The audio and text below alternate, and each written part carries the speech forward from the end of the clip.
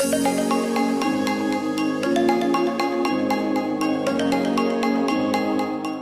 you. Holy. Wow. Oh, i-resal na tayo.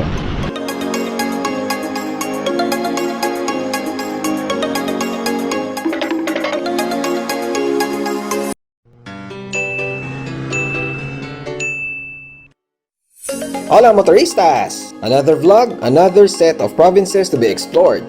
This time we are touring Quirino, Isabela, Cagayan, Kalinga, and Apayao, which are the remaining provinces I need to visit in the main island of Luzon.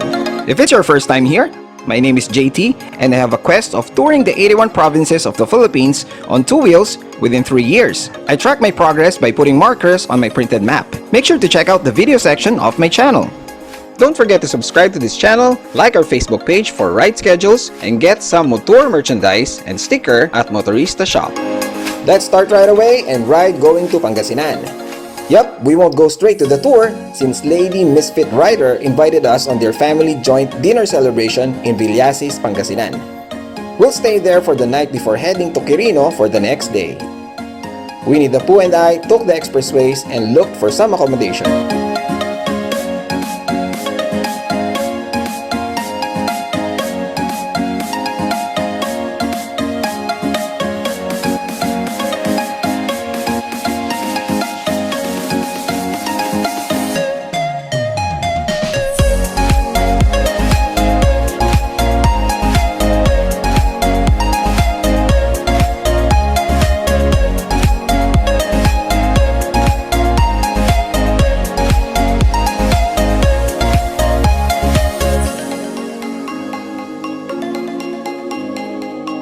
We got hungry though and decided to have lunch first at Matutinas.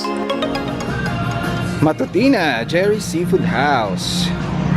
Dito ang buffet type nila, or dito ang buffet restaurant nila, and dito ang a la carte. Hola! So we're here now at, I think this is Ordaneta na. Oh, I think Ordaneta na to eh. Lampas na tayo sa Villasis. But anyway, nakita nyo naman, napaaga kami. Ang ETA actually namin dito is mga 12 or sabihin mo na 11 or 12 noon. Kaya lang, anong oras na? It's 10:30. So mga 1.5 hours naman. Kaya lang, 4 PM pa yung gagawin namin. So kami ni Tito Winnie, naghahanap pa kami na accommodation ngayon for tonight. Kasi nga wala pa kami tutulugan. Mahirap kumontak ng mga matutulugan dito sa Villasis, around Villasis or Daneta area. Anyway, tara punta na tayo doon. Ayun, si Tito Winnie. Oh, nice! Itong negosyante, ang galing niya. Nag-install siya ng mga CCTV na IP. So kahit nasaan siya, basta may internet connection, nasisilip niya. Ayan o, business niya. Galing ha. Hi ka muna, Tito Winnie. Hi. Good morning, turista. Oo. Alright, kami muna dalawa. Okay. Alright, sige. So kaming dalawa nga muna. Mamaya kasi yung event namin is kay Lady Misfit Rider. Kasi she's turning, ayoko na sabihin pala yung age, pero birthday niya. Mamaya yung celebration dito sa Villasis sa mga relatives niya.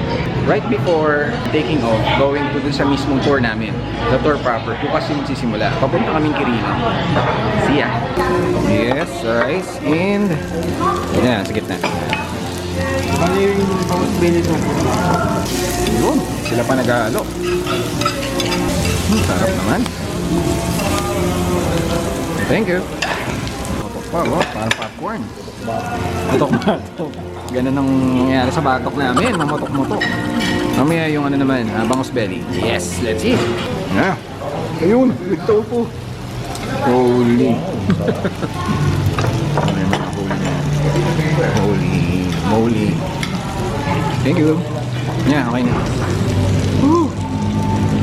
Grabe oh, nakakagutom. Okay yung pork sisig. Ito, tingin ko okay na. Tingnan natin. Several meters from the restaurant, Winnie the Pooh found the place online, so we decided to check it out.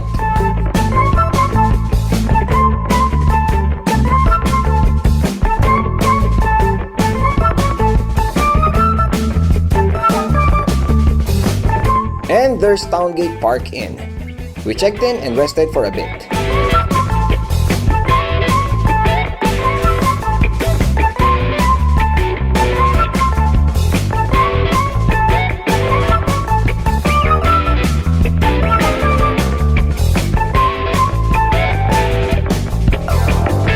At around 3:30 p.m., we left going to Lady Misfit Riders party.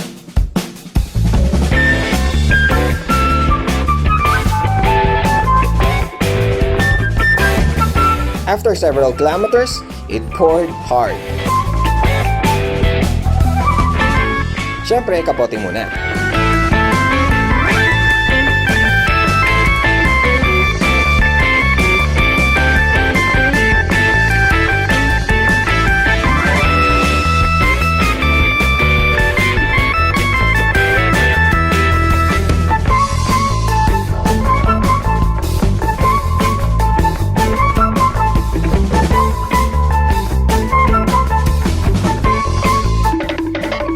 And we finally made it.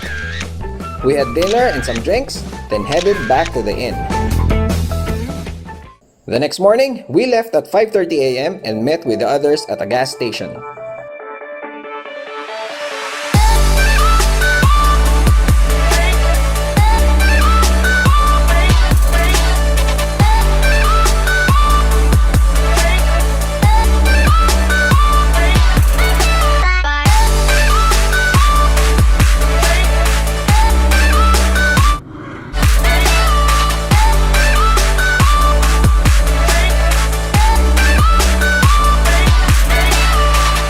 We are going to meet more of them at Marquez Restaurant in San Jose City, also for breakfast. After which, we are heading to Dipaculao Aurora for another stopover and lunch. All is set, so we took off.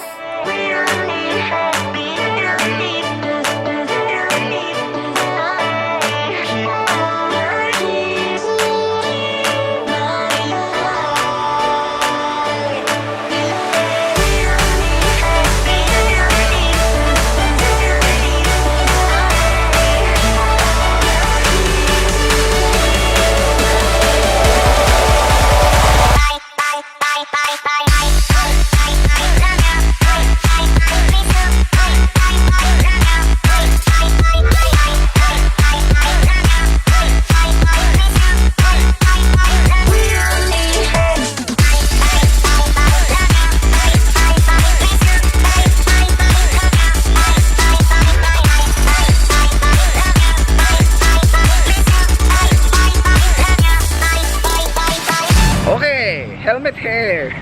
Pakdang-pakda, parang hinimod ng baka. Anyway, good morning. It's 7 a.m. We're here beside Marquez. Nasaan ba? Kita ba? Mali pala. Ayun pala. Dito. So it's Marquez Restaurant. Dito sa may parang market nila. A wet market. Ito. Kabilang side. Supposedly, actually ang ETA namin is around 7:30 or mga 8 a.m. Kaya lang, ganda pala, nakita nyo kanina, di ba? Ang ganda ng kalsada. Medyo marami lang aso, pero ang ganda ng view. Tsaka, yun nga, dahil nga siguro, maaga pa lang, and it's a Sunday, wala masyadong sasakyan. Kaya, ang ganda ng takbo. Mga ganong takbo, enjoy mo lang, hindi mo kailangan magpaspas. Okay? So, breakfast time kami ngayon, and then after that, punta na kaming Dipaculao sa Aurora. And then papunta na tayong Quirino. Okay? Later today. Punta tayo sa loob. Let's go. Ito nga palang parking. Papapat lang. Kita ba? Yan. Ito ang parking. Sarado pa naman sila. So, we chose this kasi this is one of the stores na maaga magbukas. Marquez Restaurant and Bake Shop. Okay, pasok tayo. Ooh. Uy, meron ding bakery. Yan o, mga gutom na. Kasi wala pa kaming kain nga. Tigi-tigisa pa tayong table. De, joke lang. Nagde-date silang ano. Hello! Si John! John Estrada! Linis-linis kami. Yes, linis-linis kami kasi ang daming insekto kanina, no? Yeah. Siyempre. And si Miss G. Hello! Parang sarap nito, ah. Ito, motorista to. I'm Bill James Generation from General Natividad, Nueva Ecija. General Natividad, Nueva Ecija. Nice meeting. Alright, sige, kaya na. Order na sila eh. This is Daniel. Hi. Hi, kilala nyo na yan. Bago pa bumalik ng Pargo, sinusulit ang biyahe. Dala niya ulit yung kanyang Classic 250. And syempre, si Sir Edwin. Isa pa tong mambabarko. Good morning mga motoristas. Nice to makasama ulit sa ride. Yes. Oh. Thank you very much again. Nice to have you. Bago sumakay. Sulitin na, di ba? Dito na eh. Kaya, tingnan muna natin ang ulam. Saan sumama na ng talong, ate? Yun. Tiga pa. Ayos yun ah. Hi, Tito Winnie. Yes. Hi. Ayan na ulit, oh. Morning.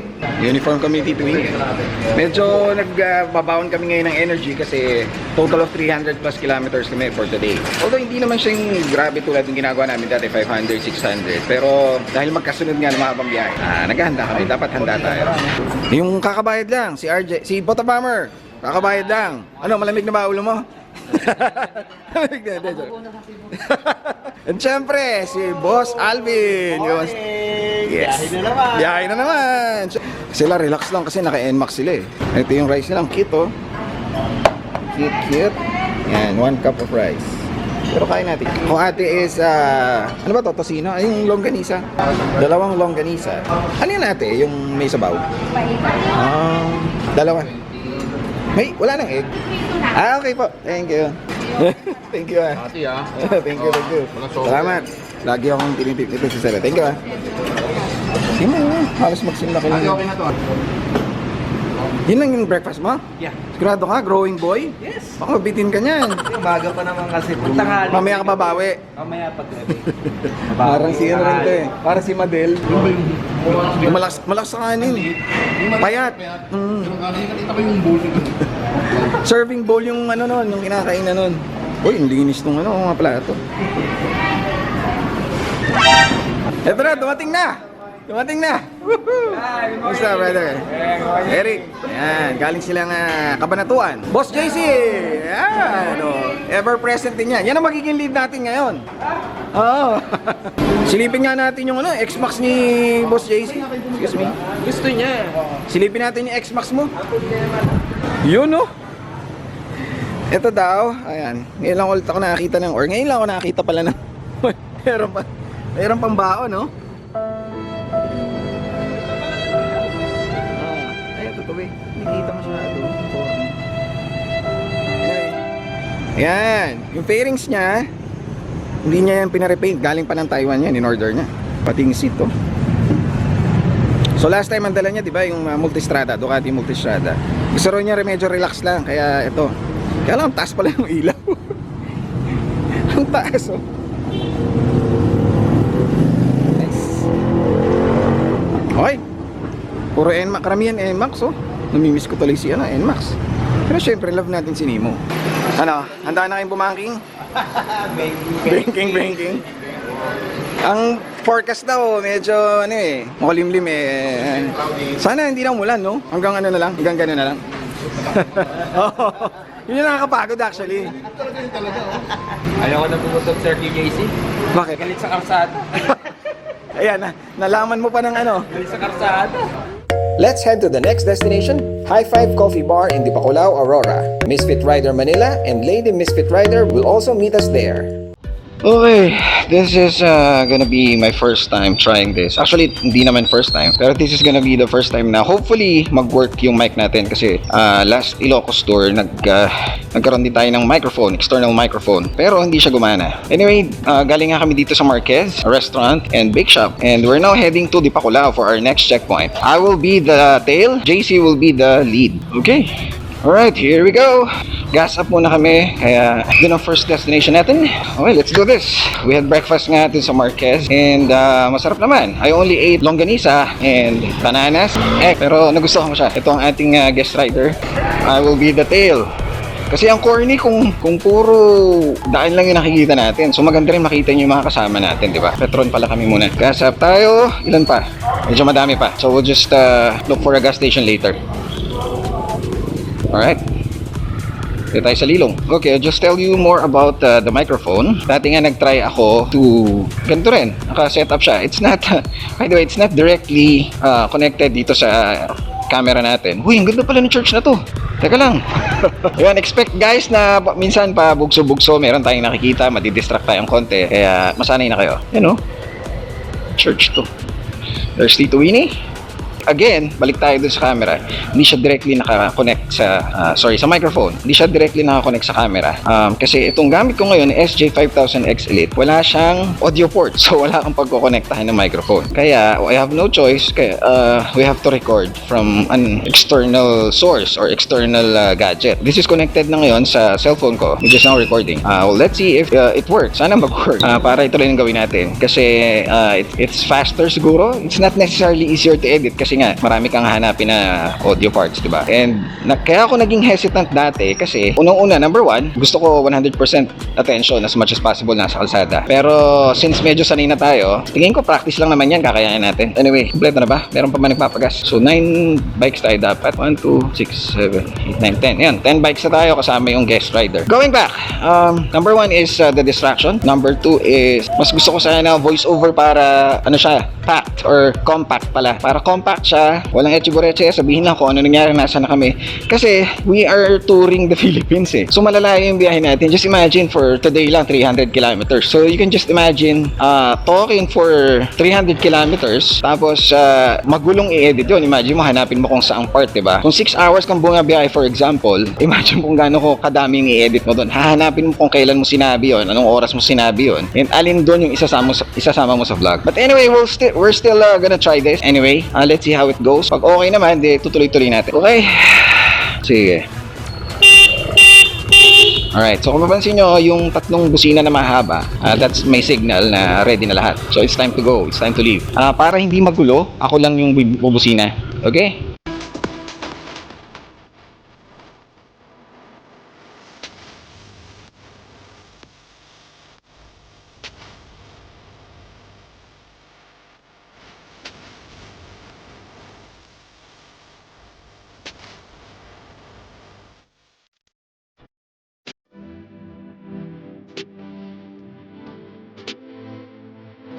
Medyo delikado to pag maliit ang gulong mo tapos mag-shoot ka sa pagitan yan. So you have to be careful. Pero itong pupuntahan natin ngayon, from doon sa inalisan natin, 98 kilometers lang naman siya. So, hindi siya ganun kalayo compared doon dati. Dati kasi, lalo na we're from far south, sa Los Baños. Biyahe namin pag norte, naabot kami ng isang biyahe, 500 kilometers. Para nag-endurance na, di ba? Pero that's the way it is. Kaya malaking tulong sa akin, guys, na merong expressway legal bike. Kaya sila yung kasama ko, yung mga naka-big bike. Okay. I just noticed a slight problem. Kapag ganito pala, mapapadaldal ka talaga, no? Baka maubusan tayo agad ng boses. This is very suitable sa mga motovlogging na malapitan lang or saglit lang, may pupuntahan ka lang. Papapalitan mo lang yung muffler mo or may bibiling ka accessory. Yun, ideal siya. Ideal siya for that kind of vlogging kasi maikli lang, mga 1 oras. Sasalita ka ng mga 1-2 oras, then that's it. Pero kung buong araw ka magsasalita, magulo, di ba? Right? We're going. Sira-sira yung daan dito. Abi naman yan.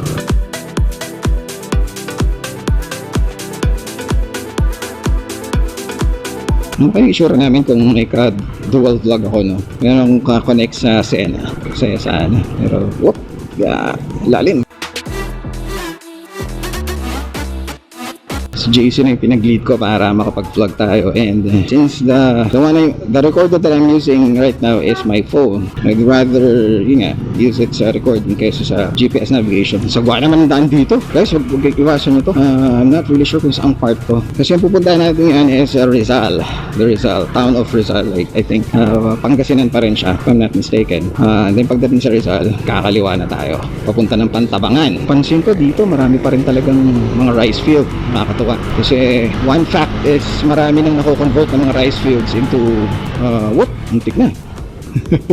That's the reason kung bakit di ka dapat tututok. So guys, this is my first hopefully effective motovlog na ganitong setup, no? With the microphone, nagsasalita ba nag-ride. So pagpasensyahan nyo na, bear with me. Minsan madidistract pa rin tayo or makahati pa rin yung attention natin. But syempre, practice makes perfect nga sabi, diba? So kapag hindi ka magpa-practice, hindi ka mag-improve. Hindi naman siya overnight lang eh. So you have to do it and do it until you get better. Parang pag bumotor, hindi ka naman sobrang galing agad pag first time mo. Kahit gaano kabilis kang matuto, magkakamali at magkakamali ka. So that's why the best teacher is experience. Today is tama ba, Landingan Viewpoint. We're going there. Sana magandang panahon para makapag-drone tayo.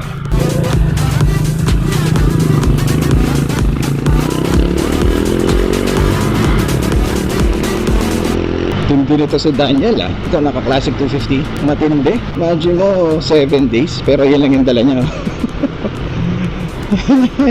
Maglalaban na lang daw siya almost every day. Konti lang daw yung dala niyang damit. Umulan kahapon, so napalaba agad. So guys, ganoon. As much as possible, you bring more than enough. So hindi lang enough kung 7 days kayo magbabiyahe.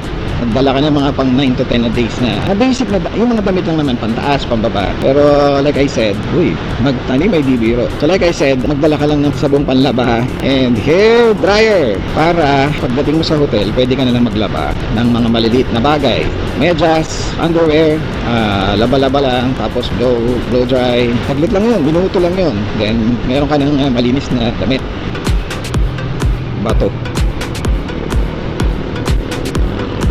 Isang tip lang din ngayon, no? So, ganitong formation kayo, diba? Staggered formation. So, ibig sabihin, alternate. Yan, ganyan. Yan. Yan ang staggered formation. Tapos, 2 second yung allowance mo dapat dun sa nasa harap nung harap mo. So, 2 motorcycles from your front. Dapat 2 seconds yung bilang mo bago marating mo kung nasaan siya. Now, huwag kang mag-rely sa motor na nasa harap mo lang. Yung iba kasi ganyan yung ginagawa.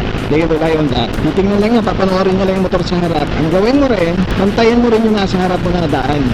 I-anticipate mo rin. Kasi minsan yung nasa harap mo, hindi niya na, for example, kanina, kaya muntik na magsalpukan. Kasi nagulat yung nasa harapan niya na ano pala, pangit pala yung kalsada or merong pothole. So napapreno ngayon nasa harap niya. Ngayon, hindi siya ready. Yung nasa likod ng pumreno, hindi ready. Kasi nga biglang preno. Kala niya dire-diretso lang, mabilis kasi. So, bantayan mo rin yung kalsada sa harap mo. Pag na-anticipate mo kasi na, teka, parang sira yung daan. Hindi pa nagsuslow down yung nasa harap mo, ikaw nagsuslow down ka na. Getting ready. So, mapabawasan yung chances na magsalpukan kayo doon. Ang bihira to si JC. Ang bilis ng pacing X-Max yung dala pero mabilis pa rin. I-Rizal na tayo. Medyo malaki na yung gap. Kailangan natin humabol. Marami actually hindi bago pagkasama sa motor kasi medyo mabilis ang pacing namin. Pero at the same time, we try to be as careful as possible. Pero kasi sa ganitong klaseng biyahe, kung babagal-bagal ka, marami kang di mo pupuntahan.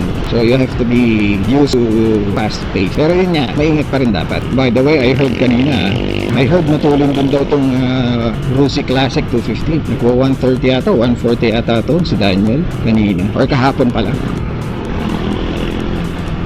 Nasaan sila? Ayun, hihintay. Alright. Nice meeting you, Dito ka. Sige, ingat Yeah, ingat din. Thank you. Alright, thank you.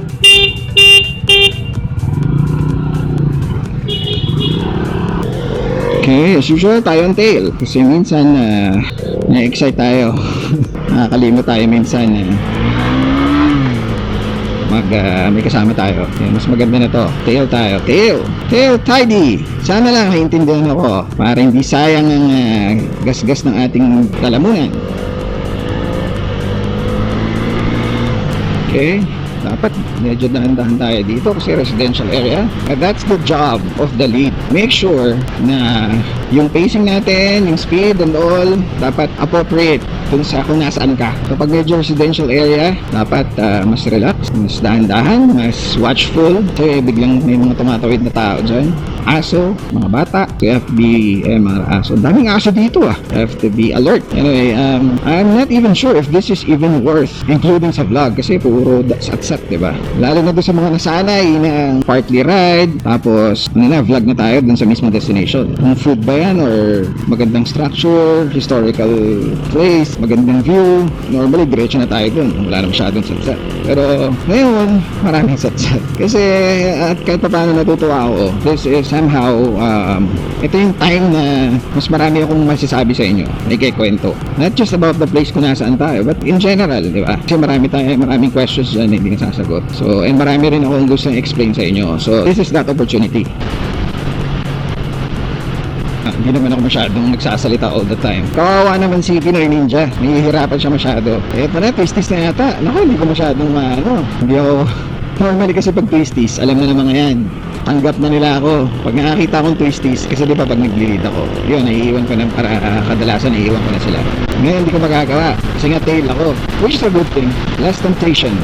So guys, yung staggered formation, maganda yan sa pag mga karamihan dire-diretsong kalsada. Pero pag mga twisties, sa mga twisties kasi, ng mga zigzag roads, kailangan kailangan may allowance ka doon sa pag ng lane. So for example, tulad yan, kailangan mong kahit pa paano mag-adjust. Depende sa lane mo. So minsan nakakain mo karamihan ng lane. Dapat doon single file. Uy, ang ganda oh.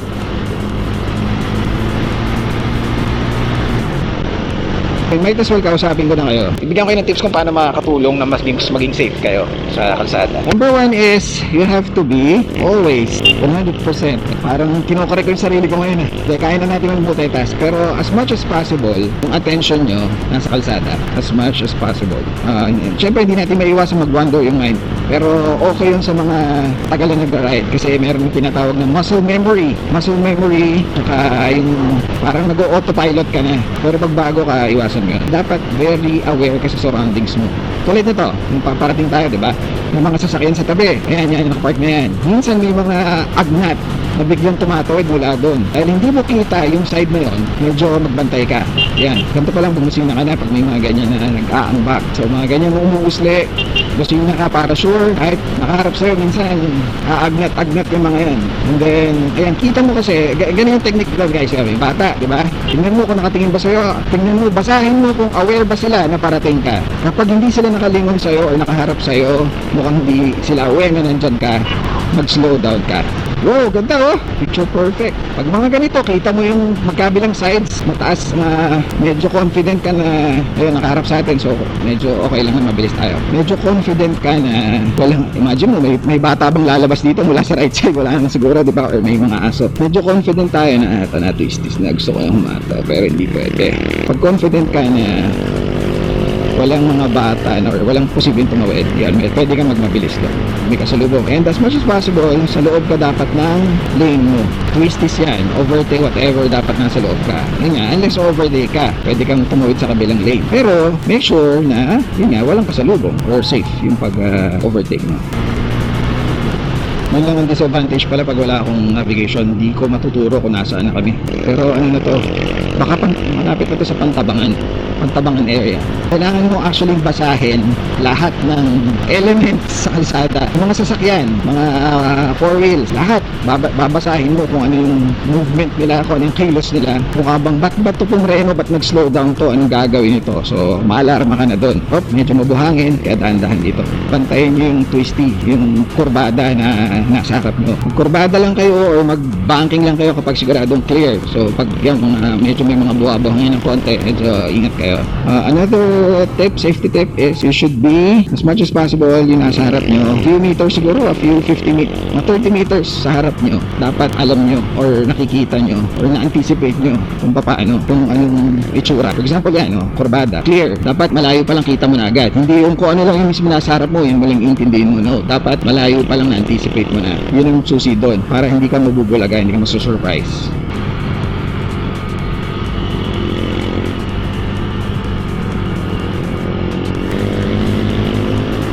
Hindi mo, dudumihan ka na naman.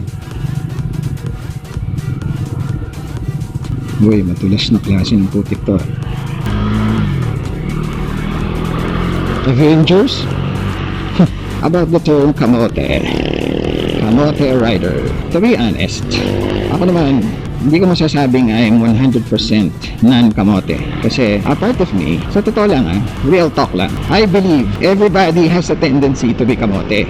Whether you're 5%, 20%, 80%, whether you have the 80% tendency na maging kamote, you still have the tendency of being a kamote. And ayan. So bati-bati lang tayo sa mga checkpoints. Normally mga tulad ng ganito, kita nila naka-gear, lahat pinagandaan, may mga gamit, pinalalampas na naman yan. Kasi wala naman siguro mga magnanakaw ng kotse na mag-i-invest sa mga gears, diba? Kaya pinalalampas na lang pag ganyan.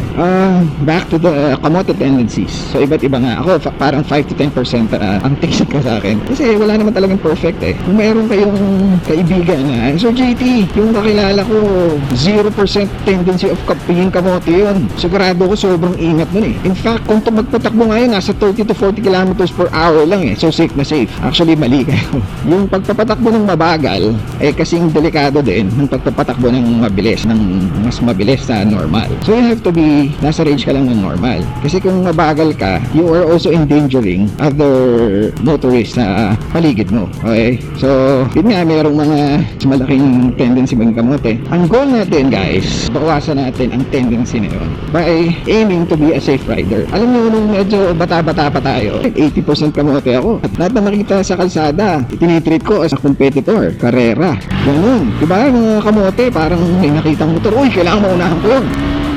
So, ganun ako dati. Talagang super kamote.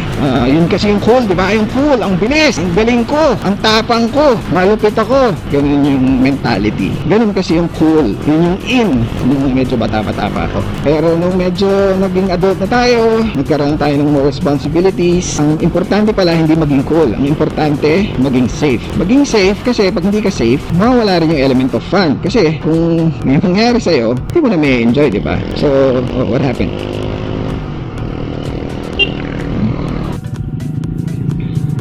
Okay, magsi-CR. Marami kasing nainom kanina. As we get older, realize mo na mas importante maging safe ka. Basic rule is quality over quantity. That's right. Pero sa ibang mga bagay, minsan, para magkaroon ka ng quality, kailangan mo rin ng quantity. Sa time yan, for example, sa mga anak mo or sa family, may quality time naman kami. I spent 1 to 2 hours last weekend sa kanya. Pero sa totoo lang, mahirap magkaroon ng quality time kung walang quantity time kasi you have to spend more time. Saka ka makakakuha ng quality time. Ganun din dito. Mas marami kang hours na makakapag-ride ka, mas masaya, di ba? Eh kung kakamo-kamote ka dyan, tapos bigla kang malulumpo, 20 years old ka pa, paano pa yung years ahead na sana nagra-ride ka, di ba mas masaya? So, yun yung masasabi ko para ganahan naman kayong maging safe sa pagmamaneho. Okay? So sige, pag may naalala ako sabihin ko. Pero in the meantime, pahimik muna tayo. Let's conserve the voice. Mabilis ako mapaos eh.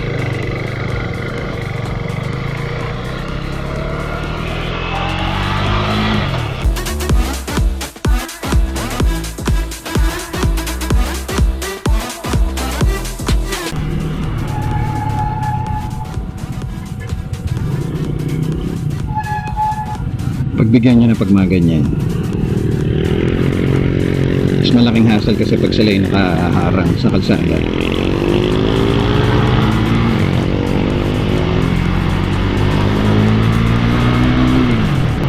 Hop, kurba. No, it's a no-no. Overtake lalo na pababa. Mas mahirap kontrolin. Mas mahirap magpumreno, mag-slow down kapag pababa. Mas delikado. Lalo na pag biglaan. So overtaking on the curve is a no-no. So since kita naman natin yung sa harap, kita natin na kaya nating lumampas bago siya dumating, pwede yun. Wow, yun, sharp. Sharp curve. Ingat kayo dito.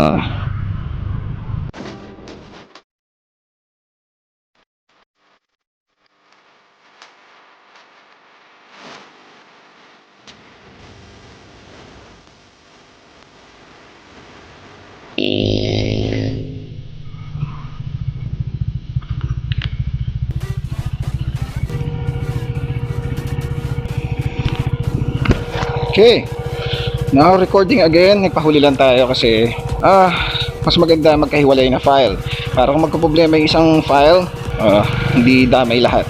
Nahuli na tayo, nagpahuli tayo. It's okay kasi tail naman talaga tayo. Okay, let's catch up.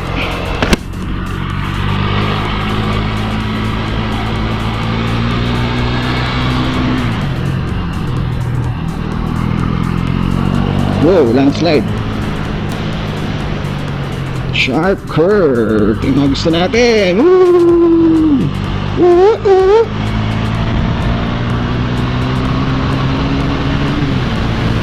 Pag mga ganitong ride, nahuli ka lang ng mga ilang segundo, malayo na agad yung habulin mo. Lalo na kung mabibilis. Woo! Ito mga gusto natin. Woo! Pero nakalagay 30. Ayan, ito mo.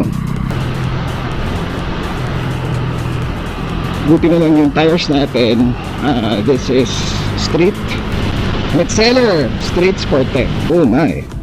Okay.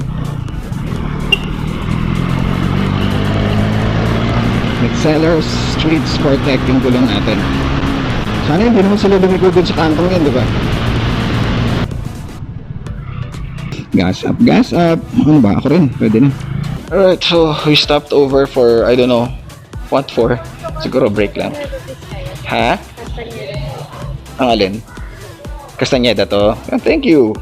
Okay, lap muna tayo. So, sabi nga ni ate, we're at Castañeda, Nueva Ecija. Hello, motorista! Aris po, from Nueva Ecija, RC Uris. Nueva Ecija. Okay. Ito, kinabit na niya yung motor sticker. Ayun. Okay. We're now leaving kasi 40 kilometers na lang yung pupuntahan namin. So, talaga na ulit kami. Doon na lang kami sa High Five Coffee Bar and Resto. Doon na lang tayo pupunta. Doon na lang tayo tatambay na mas mahaba. Doon na lang tayo chichilax. It's 40 kilometers away, around 1 hour siguro. Kung medyo twisties, medyo mabagal tayo, more than 1 hour na biyahe.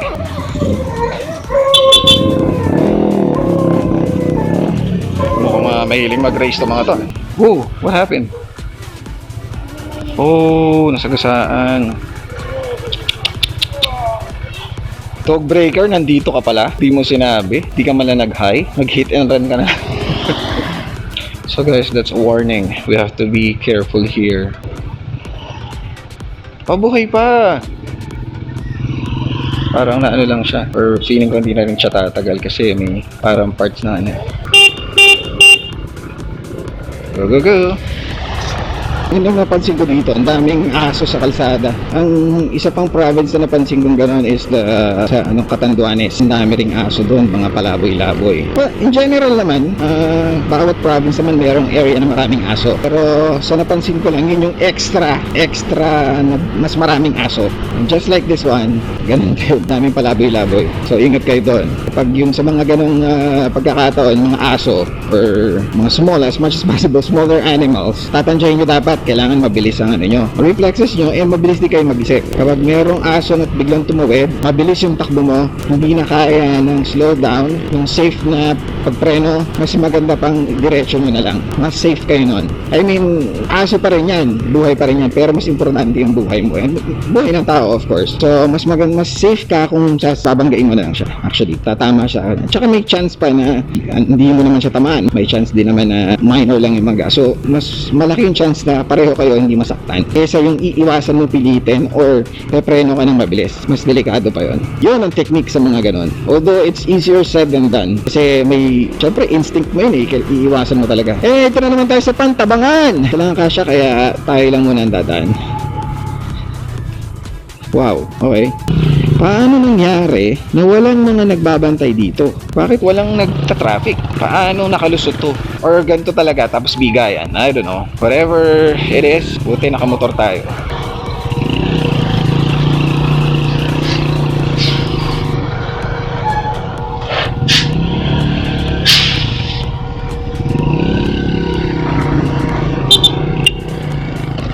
Okay, yun lang ang tricky part dito. Kasi nang dumaan kami, oh, si Doggy!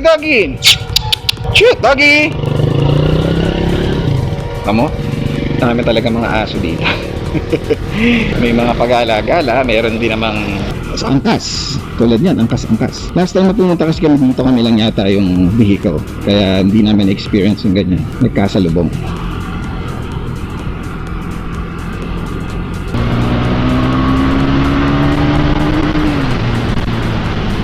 So si Daniel, nakausap ko kanina yung naka-Wusi Classic 215. Pansin natin kanina, di ba, medyo nag-aalangan siya sa twisties.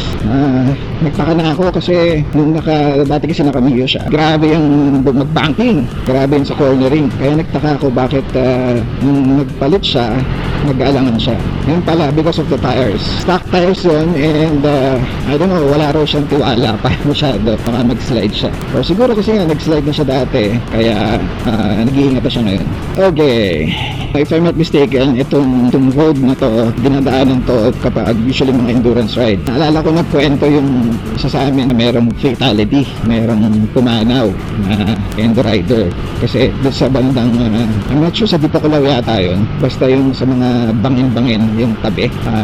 Gabi kasi yun, nagka-problema yata ang ilaw niya pero tumuloy pa rin siya. And dahil mabilis yung patakbo, unfortunately, nahulog sa bangin. Ang problema, dahil hindi mo agad-agad makikita yon, nung matapos na lang yung race, kinabukasan yata, hinahanap na lang yung, kasi nga nawawala siya, so hinahanap niya. Saka lang nahanap yung motor tsaka yung katawan niya. Kaya we have to be very careful dito. Maganda siya, magandang lugar. Pero yun, kailangan mo tingnan.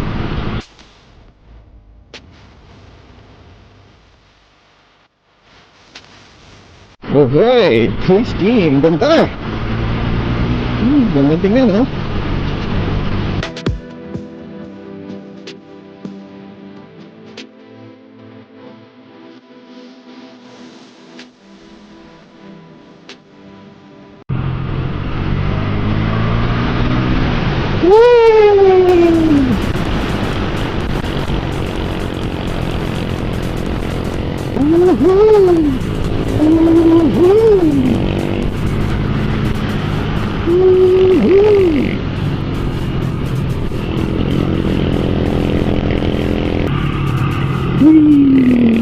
Okay naman pala, oh. Hindi naman nagsaslide.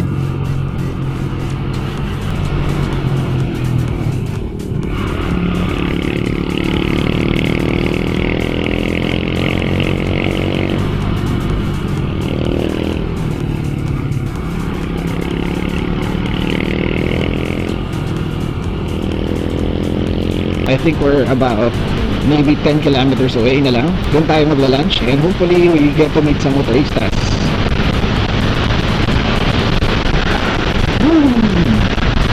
Yung mga coconut trees.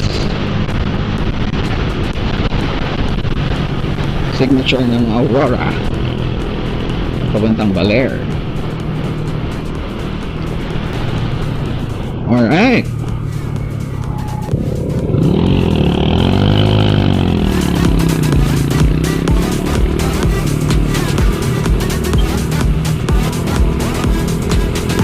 Maria Aurora.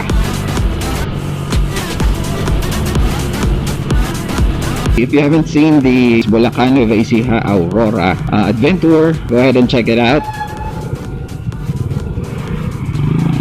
Meron kami kinainan sa Baler na eat all you can for dating nga daw 150, ngayon naging 200 pesos, pero eat all you can na yun and maraming choices. Check that out. Actually, I miss Baler and nung pumunta kasi kami, kung mapapanood nyo, saglit lang kami doon. Di man lang namin na-enjoy yung beach and mismong the place, Baler, kasi parang overnight lang kami halos doon. So marami pang pwedeng gawin and it's a place to chill. Yung doon ka lang, masarap na eh. Yung kain ka kung saan doon, try maybe French food, pwede kang mag-try mag-surf, walk sa beach, ganda siyang tambayan, gusto mong mag-isip-isip or pwede rin mga barkada trip, gano'n.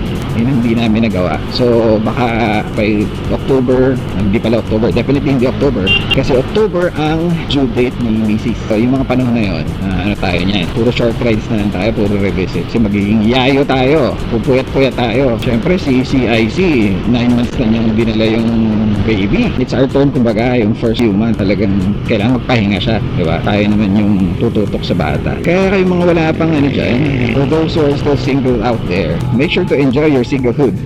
Once you get married, especially if you have kids, you have very limited free time. So do everything that you can do while you can still do it.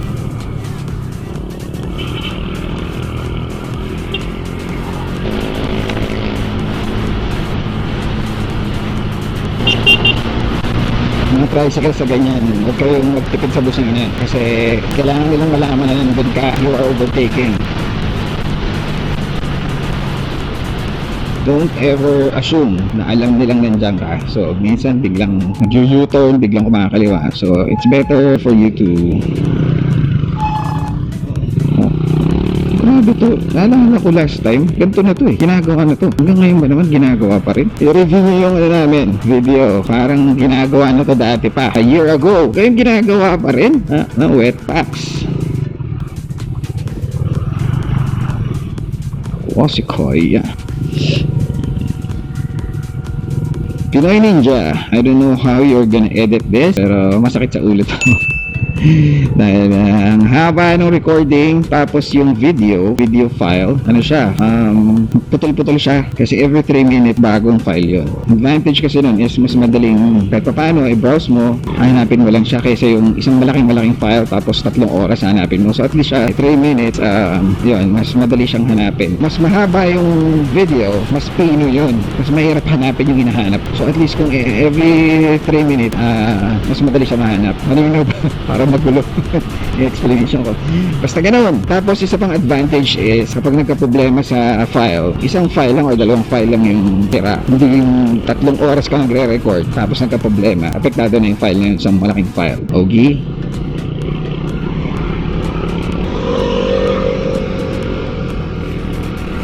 Okay, we're still waiting for Winnie the Pooh. Kasi magte-tail nga tayo. Okay. All good. I think we're almost there. Parang malapit sa bayan nun eh. Okay. And we finally reached the restaurant. Bakit ginagawa? Next episode.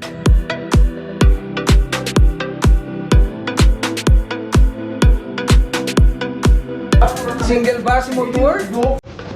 O ticket?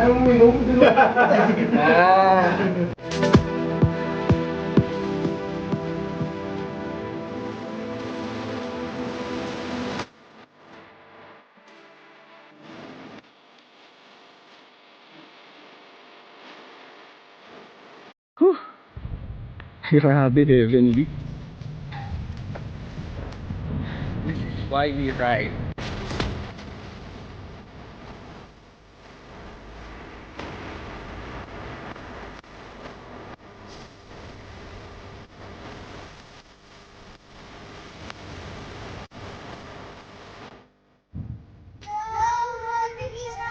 Yay! Abusado naman kami. Bango. Ate, lagyan mo pa ng 2 case. De, joke. Grabe. Thanks bro ha. Napaka-generous mo naman. We man.